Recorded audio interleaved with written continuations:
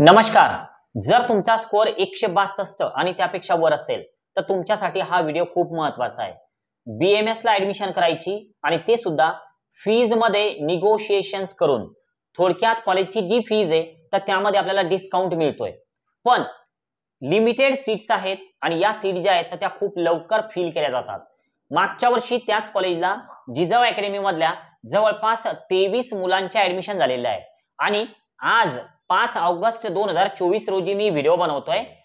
मागच्या आठवड्यामध्ये आमच्या रजिस्टर्ड पेड विद्यार्थ्यांच्या ग्रुपमधून 4 विद्यार्थी कॉलेजला जाऊन आले.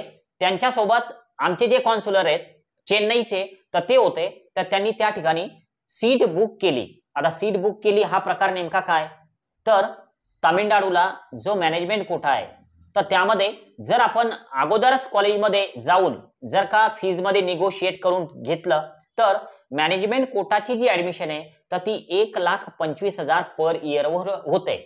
यामध्ये नंतर कुठल्याही प्रकारचं डोनेशन मागितल्या जात नाही.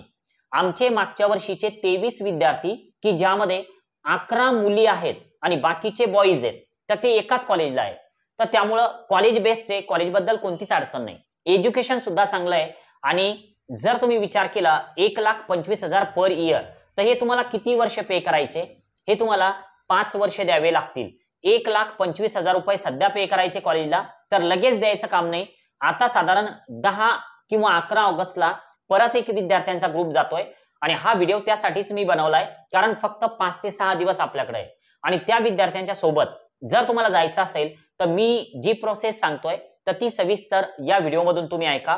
तुम्ही जर आमच्या रजिस्टर्ड विद्यार्थ्यांच्या ग्रुपमध्ये असाल तरी सुद्धा सविस्तर ऐका. आणि जर तुम्ही नवीन असाल, आतापर्यंत आमची मेंबरशिप तुम्ही जॉईन केलेली नसेल तरी सुद्धा सविस्तर या व्हिडिओला तुम्ही बघा. सुरुवात तर बरेच व्हॉट्सअपला आता मेसेज येतील की सर कॉलेजचं नाव सांगा. कॉलेजचं नाव सांगणं हे आमच्या पॉलिसीमध्ये नाहीये, कारण आम्ही ही जी ऍडमिशन करतो तर यामध्ये आम्हाला आउट ऑफ स्टेटचे जे काउन्सिलर आहे आमचे तर त्यांचं सहकार्य घ्यावं लागतं आणि त्यांच्या म्हणण्यानुसार सर कॉलेजचं नाव कुणालाही तुम्ही शेअर करू नका. तर हा त्यांचा फर्स्ट पॉइंट आहे. आमच्याशी बोलत असतानाच सुरुवातच त्यांची अशी असते की सर मी जे कॉलेज तुम्हाला सांगतोय तर या कॉलेजचं नाव तुम्ही व्हॉट्सअपला कोणाला सांगू नका किंवा कॉलवर बोलू नका. जोपर्यंत विद्यार्थी त्यांच्या कॉन्टॅक्टमध्ये जात नाही तर तोपर्यंत त्या विद्यार्थ्याला ते नाव कळवल्या जात नाही. तर त्यामुळे कृपा करून व्हॉट्सअपला तुम्ही सुरुवातीला मेसेज करू नका की सर कॉलेजचं नाव सांगा. ठीक आहे, आता सुरुवात करतोय की नेमकी प्रोसेस कशी असेल. तुम्ही जर इंटरेस्टेड असाल तरच हे ऐका, अन्यथा व्हिडिओ स्किप करा. 1,25,000 पर इयर मध्ये कॉलेज चांगलं आहे. तुम्हाला 5 वर्ष फी पे करायची तर तुमचे बीएमएस कोर्सचे 6.25 लाख रुपये होतील. पण सध्या तुम्हाला जर कॉलेजला जायचं असेल, कारण विद्यार्थ्यांचा एक ग्रुप बनतोय, तुमच्या जिल्ह्यामधून तुमच्या तालुक्यामधून जर काही विद्यार्थी त्या ग्रुपमध्ये आले तर नक्कीच तुम्ही सोबत महाराष्ट्रामध्ये तुमचा परिचय होईल आणि तिकडे गेल्याच्या नंतर तुम्हाला 5.5 वर्ष तो जो कोर्स करायचा तर त्यामध्ये आपल्या भागातील विद्यार्थी तुमच्या रूम मध्ये असतील, हॉस्टेलमध्ये, तर त्यामुळे कुठलाही त्रास तुम्हाला होऊ शकणार नाही. कारण मागच्या वर्षी 23 विद्यार्थी सोबत राहतात. कॉलेजमध्ये महाराष्ट्रीयन विद्यार्थी जास्त आहे इतर स्टेटच्या तुलनेमध्ये. आता जर समजा आपल्याला त्या कॉलेजमध्ये ऍडमिशन करायची असेल तर आपण काय केलं पाहिजे. सुरुवात तर ज्यावेळेस पण तुम्ही तामिळनाडूला जाणार आहात, चेन्नईमधून आमचे एक काउन्सिलर तुमच्या सोबत येतील. ते तुम्हाला कॉलेज व्यवस्थित दाखवतील. कॉलेज व्यवस्थित बघायचंय, हॉस्टेल मेस सगळ्या गोष्टी चेक करायच्या. त्यानंतर जर महाराष्ट्रीयन मुलं त्या ठिकाणी तुम्हाला भेटतातच, कारण मागच्या वर्षीचे मुलं आहे, तर त्यांच्यासोबत थोडी चर्चा तुम्ही करू शकता. 2 दिवस, 1 दिवस, 2 दिवस, 3 दिवस जे काय तुम्हाला कॉलेज परिसरामध्ये राहायचंय तर ते तुम्ही राहू शकता. जर तुम्हाला सगळ्या गोष्टी व्यवस्थित वाटल्या तर 25,000 रुपयांचा डीडी कॉलेजच्या अकाउंटमध्ये तुम्हाला द्यायचा.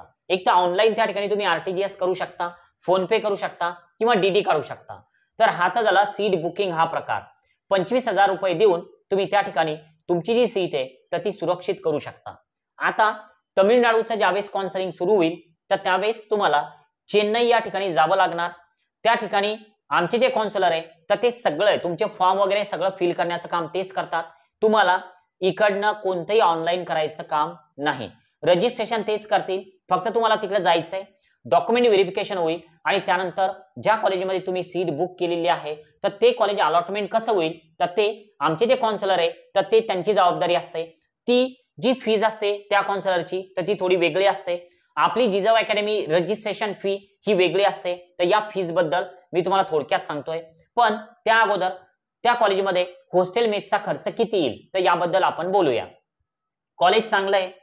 हॉस्टेल मेसमध्ये जे तुम्हाला जेवण मिळतं तर ते साऊथ इंडियन फूड आणि सोबतच तुम्हाला नॉन व्हेजिटेरियनचे जे आयटम आहेत तर ते जास्तीत जास्त मिळतात. कारण तमिळनाडू साईडला नॉन व्हेज जास्त चालणार. तर त्यामुळं तुम्ही जर समजा प्युअर व्हेज असाल तर नक्कीच तुम्ही 4 वेळेस विचार करायला पाहिजे की आपल्याला तिकडे जायचं किंवा नाही. कारण साऊथ इंडियन फूड तुम्हाला तिकडे मिळणार आहे. जेवणामध्ये जर तुम्ही ऍडजस्टमेंट करायला तयार असाल, प्युअर व्हेज आहात आणि जेवणामध्ये ऍडजस्टमेंट करायला तयार आहे तर मग तुम्ही तिकडचा विचार करा. पण तुम्ही जर नॉन व्हेजिटेरियन असाल तर नक्कीच तुम्ही तामिळनाडू स्टेटचा विचार करायला पाहिजे.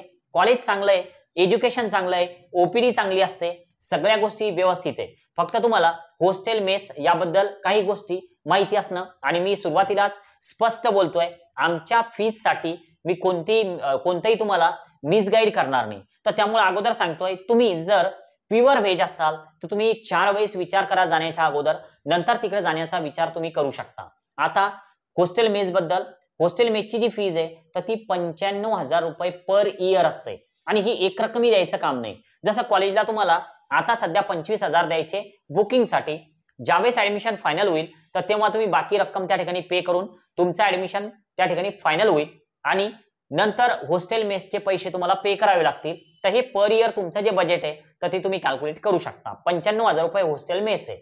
आता ऍडमिशन कशी होणार, तुम्हाला यासाठी काय करावं लागणार. जिजाऊ अकॅडमीची 2024 ची जी रजिस्ट्रेशन फीज आहे आमच्याकडे ऍड होण्यासाठी तर ती 6,000 रुपये आहे. तर हे सर्वांना माहिती आहे. पण ज्यावेळेस तुम्ही चेन्नईला जाणार, तुम्हाला आमचे काउन्सिलर तिकडे सोबत मिळतील तर त्यांची फीज ऍडमिशन करून देण्याची वेगळी असते. तर ती फीज, ते डिटेल्स मी सगळे तुम्हाला व्हॉट्सअपला शेअर करेन.